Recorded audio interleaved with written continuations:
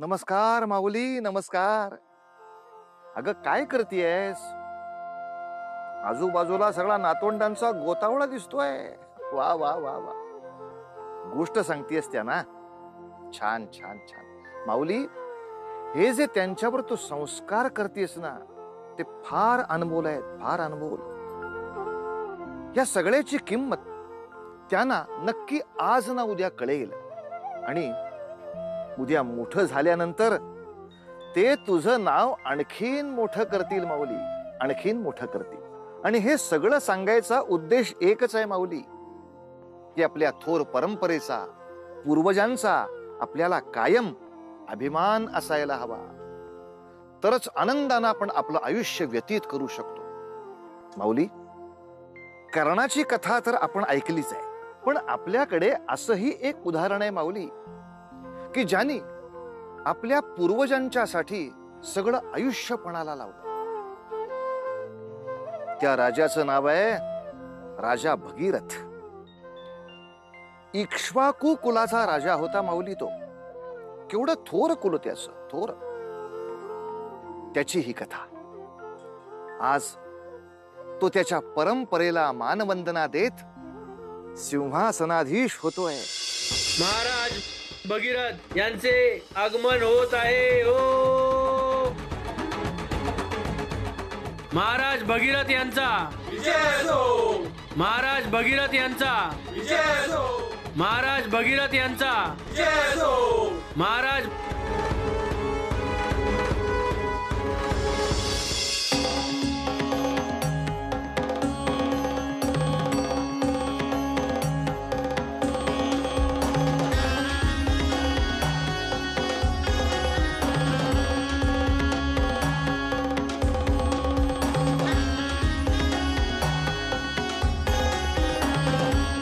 आपणा सर्वांच्या आशीर्वादामुळे आज या राज्याचा राजकारभार सांभाळण्यास मी पात्र झालो आहे.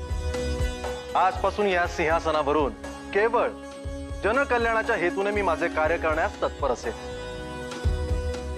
माझे पिताश्री राजा दिलीप तसेच त्यांचे पिताश्री राजा अंशुमन यांनी ज्या निष्ठेने या राज्याच्या कल्याणासाठी कार्य केले, तीच परंपरा पुढे नेण्याचा मी प्रयत्न करेन.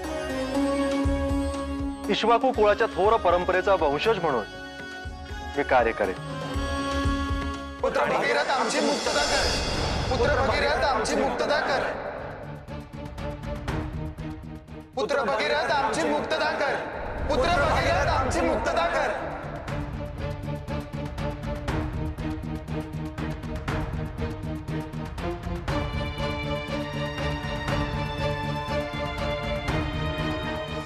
आणि हे कार्य करण्यास पुत्र मी भगीरथ आमची मुक्तता कर.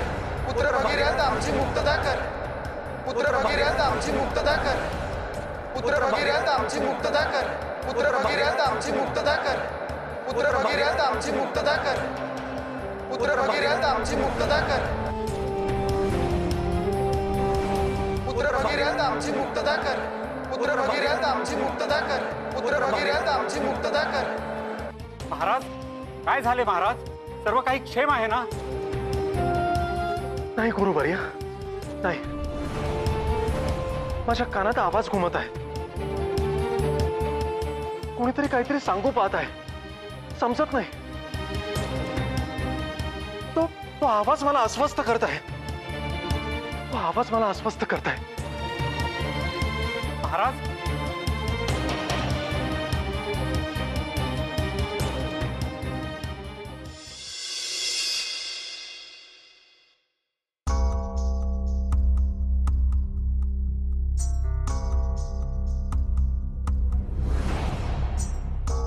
पुत्र भगीरथ आमची मुक्तता कर. पुत्र भगीरथ आमची मुक्तता कर. पुत्र भगीरथ आमची मुक्तता कर. पुत्र भगीरथ आमची मुक्तता कर. पुत्र भगीरथ आमची मुक्तता कर. पुत्र भगीरथ आमची मुक्तता कर. पुत्र भगीरथ आमची मुक्तता कर. पुत्र भगीरथ आमची मुक्तता कर. पुत्र भगीरथ आमची मुक्तता कर. पुत्र भगीरथ आमची मुक्तता कर. पुत्र भगीरथ आमची मुक्तता कर. पुत्र भगीरथ आमची मुक्तता कर.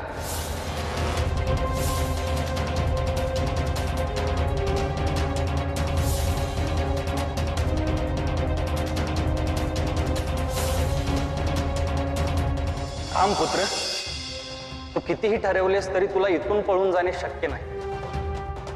आमचा मोक्ष झाल्याखेरीज तू देखील स्वस्थ जगू शकणार नाहीस.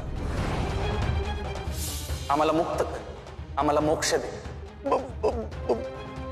मोक्ष मोक्ष मी कसं देऊ शकेन? कारण आम्ही तुझे पितर आहोत.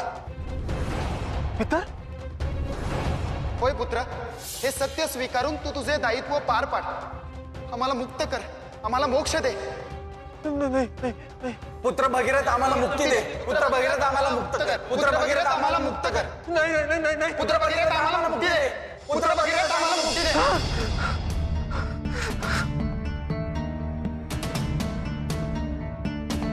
किती भयंकर स्वप्न पडले होते.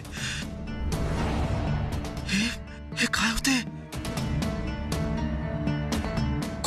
कोण होते हे सर्व जे मला माझे पितर म्हणून संबोधत होते?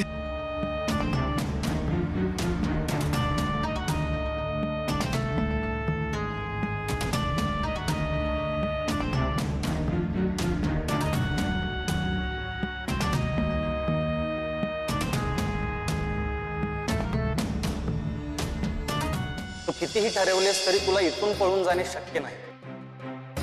आमचा मोक्ष झाल्याखेरीज तू देखील स्वस्थ जगू शकणार नाही. मला तातडीने यांच्याबद्दल महर्षींचा परामर्श घ्यायलाच हवा. महाराज महाराज महाराज कुठे चालला? कुठे गेले महाराज? काय माहिती? चल.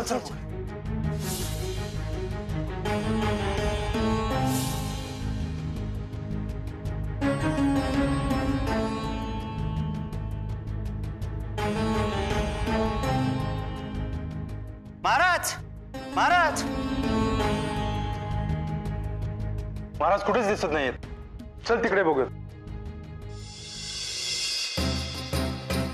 ऋषीवर राजन, आपण अशा अकाली माझ्या आश्रमात येणे केलेत? सर्व काही क्षेम आहे ना? क्षमा असावी, परंतु ऋषीवर आपल्याला कसे सांगू हेच मला समजत नाही. कुठल्या मुहूर्तावर मी सिंहासनावर आसनस्थ झालो हेच मला समजेनासे झाले आहे. ऋषीवर मला अमंगल स्वप्ने पडत आहेत, भास होत आहेत. पुत्र भगीरथ आमची मुक्तता कर. पुत्र भगीरथ आमची मुक्तता कर. आमचा मोक्ष झाल्याखेरीज तू देखील स्वस्थ जगू शकणार नाहीस. आम्हाला मुक्त कर, आम्हाला मोक्ष दे. मोक्ष मी कसं देऊ शकेन? कारण आम्ही तुझे पितर आहोत. माझे हे पितर कोण आहेत? ते माझ्याकडून मुक्तीची का अपेक्षा करत आहेत? अखेर तो क्षण आलाच जो विधिलिखित होता.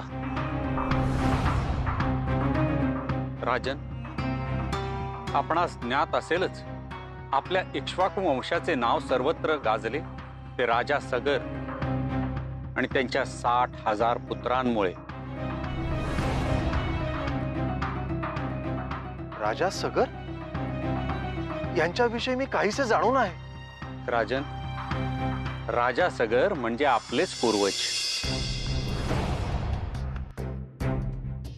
त्यांना 2 भार्या म्हणजेच राण्या.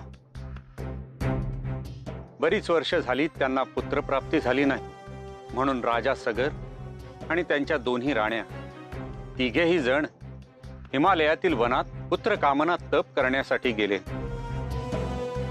तिथे श्री ब्रह्मदेवांनी प्रसन्न होऊन त्यांना आशीर्वाद दिले. एका राणीस 60,000 पुत्र होतील आणि दुसऱ्या राणीस वंशधर पुत्र होईल, ज्याद्वारे वंश पुढे जाईल. आणि आशीर्वादाप्रमाणेच त्या दोघींनाही पुत्रप्राप्ती झाली. काही वर्षानंतर राजा सगर यांनी अश्वमेध यज्ञ करण्याचे योजिले. त्यातील अश्वाच्या सुरक्षेचे दायित्व 60,000 पुत्रांवर सोपवले. परंतु ते सर्व पुत्र अत्यंत क्रूर स्वभावाचे, अत्याचारी आणि अहंकारी होते. त्यांच्या अत्याचाराला सारेच जण त्रासलेले होते. त्याचे सर्वाधिक भय वाटत होते ते देवेंद्रांना, कारण जर का हा यज्ञ यशस्वी ठरला तर राजा सगर आणि त्यांचे 60,000 पुत्र इंद्रासन प्राप्त करतील. म्हणून देवेंद्रांनी चतुराईनं या सर्व पुत्रांचा बिमोड करण्याचे ठरविले आणि एके रात्री कपटाने त्यांनी तो अश्व कपिल मुनींच्या आश्रमात नेऊन लपवला. आणि ही गोष्ट जेव्हा राजा सगर यांस समजली तेव्हा ते अत्यंत क्रोधित झाले. ही तुमची शक्ती, हे तुमचे सामर्थ्य, किती लज्जास्पद आहे हे. मी महाराज सगर माझ्या पुत्रांवर दायित्व सोपवून अश्वमेध यज्ञ योजितो आहे आणि ते त्या अश्वाचं संरक्षण देखील करू शकत नाहीत. पिताश्री, आम्ही संपूर्ण योजना आखली होती, तरी देखील तो अश्व लुप्त झाला. लुप्त झाला? कुठे? त्यास अवकाशाने गिळले का धरणी मातेने आपल्या पोटात घेतले? मला लज्जा वाटत आहे तुम्हाला माझे पुत्र म्हणून घेण्यासाठी. काहीही करा, आज सूर्यास्तापर्यंत तो अश्व माझ्या समोर हजर करा, अन्यथा माझे पुत्र म्हणून घेण्याचा तुम्हाला काहीही अधिकार नाही. राजा सगर यांच्या आदेशानुसार ते 60,000 पुत्र त्या अश्वाचा शोध घेण्यासाठी संपूर्ण पृथ्वी पालथी करू लागले. राने वने समुद्र सारं काही नष्ट केलं त्यांनी. धरणी खोदून त्या अश्वाचा शोध घेण्यात आला. त्या भेगा इतक्या महाकाय होत्या की समुद्राचं सर्व पाणी त्यात सामावलं. राजा सगर आणि त्याच्या 60,000 पुत्रांमुळे समुद्राची ही अवस्था झाली. म्हणूनच त्या सागर हे नाव पडलं. अखेर तो क्षण आलाच जो विधी लिखित होता.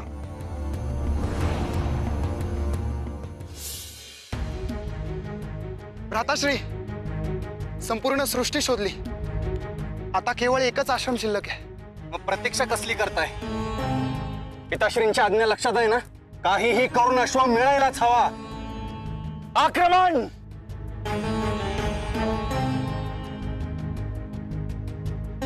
भ्राताश्री,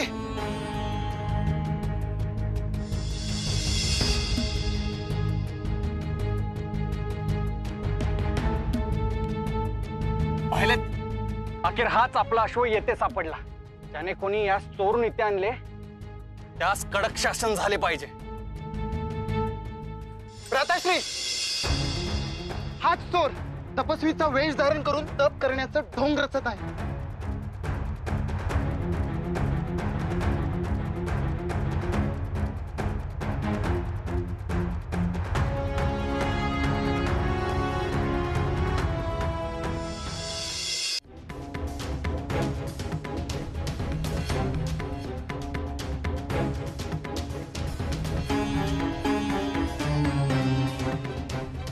धूर्त साधू, आमच्या अश्वाचे चोरून हरण करण्याचे दुस्साहस केलेस तू आणि त्या पश्चात येथे तप करण्याचे ढोंग रचत आहेस. उघड तुझे डोळे, अन्यथा तुझा विनाश अटळ आहे.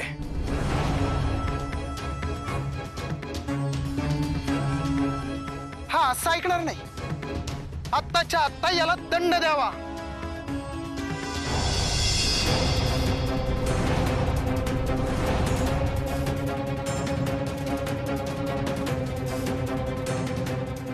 कोण आहात तुम्ही? एका ऋषीच्या आश्रमात येऊन त्याच्या तपोभंगाचे साहस तुम्ही केले तरी कसे? ऋषी, अरे आमच्यासाठी तू केवळ एक चोर आहेस. आमचा अश्व तू चोरला आहेस. तुमची मती भ्रष्ट झाली आहे. एका तपस्वी ऋषीवर असे हीन आरोप करायचे काय परिणाम होतील याची तमा नाही तुम्हास? तमा आणि आम्हाला?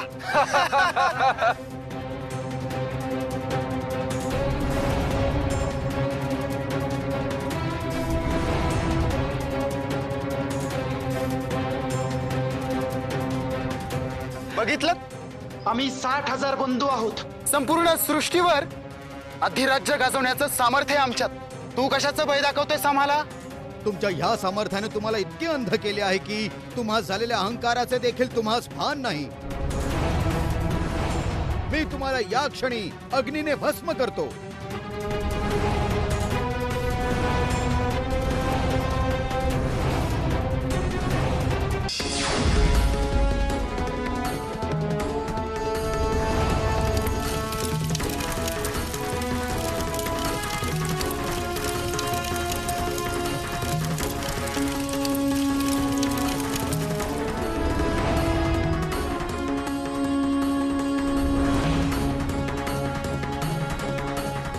ऋषीवर, या इतिहासाची मला काहीच कल्पना नव्हती.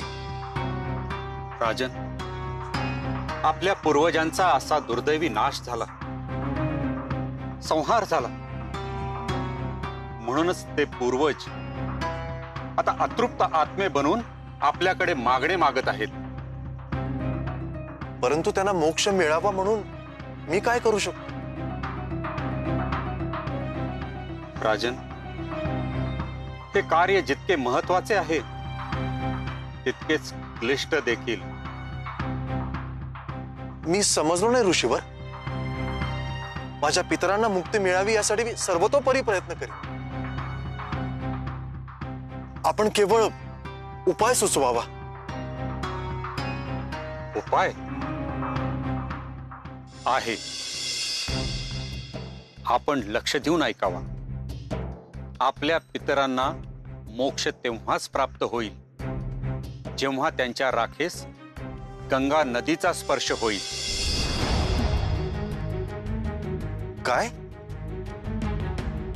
आपण हे काय सांगत आहात ऋषीवर? गंगा नदी? हे कसे शक्य आहे? आपले पिताश्री, त्यांचे पिताश्री या सर्वांना अविरत प्रयत्न करूनही गंगा नदी स्वर्ग लोकातून या पृथ्वी तलावर आणता आले नाही.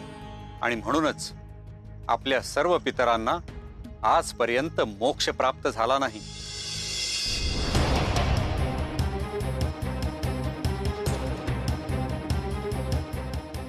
म्हणजे याचा अर्थ, जर मी गंगा नदीस भूलोकी आणू नाही शकलो तर माझे पितर मुक्त होणार नाहीत? नाही.